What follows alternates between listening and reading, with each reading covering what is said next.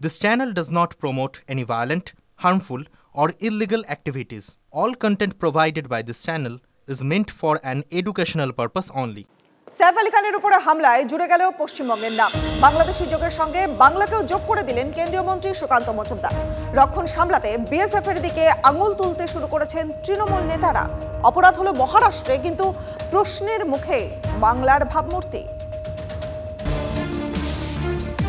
সাইফ আলী খানের ওপর হামলাকারী পশ্চিমবঙ্গ দিয়ে ভারতে ঢুকেছে এমন তথ্য মুম্বাই পুলিশ সাংবাদিক বৈঠকে দেয়নি।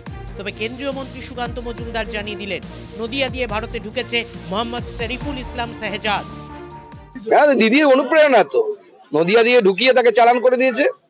সাইফ আলী খানের এই যে আক্রমণ, এই আক্রমণ নিয়ে তো আমাদের বিরোধীরা একদম লাফিয়ে উঠেছিল। আরে বিজেপি শাসিত রাজ্যে হিন্দু রাষ্ট্র হয়ে গেছে, মুসলিমদের কোনো সুরক্ষা নেই, হ্যান নেই। ধরা পড়লো কে দেখলেন তো?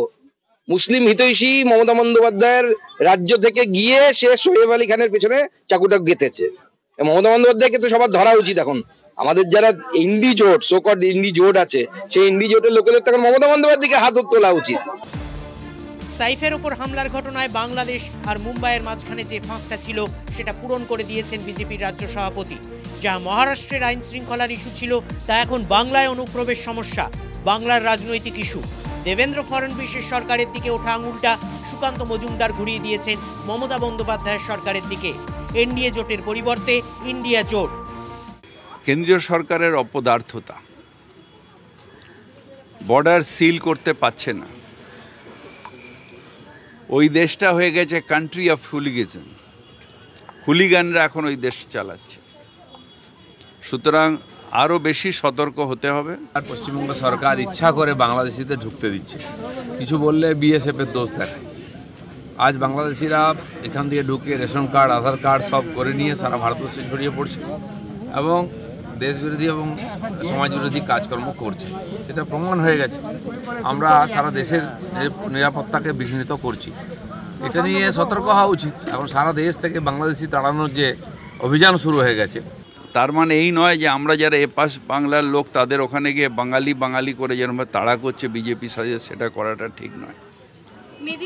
আরও বেশি পুলিশকে আরও সতর্ক হতে হবে নিশ্চিতভাবে। শুধু সাইফ আলী খান নয়, যাতে সাধারণ মানুষের ওপর কোনো রকমভাবে আপদ বিপদ না আসে, অত্যাচার না আসে।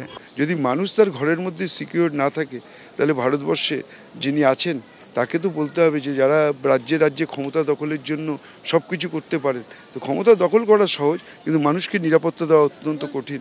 যদি সেলিব্রিটিদেরই নিরাপত্তা না থাকে, তাহলে আর সাধারণ মানুষের নিরাপত্তা কোথায় এই দেশে?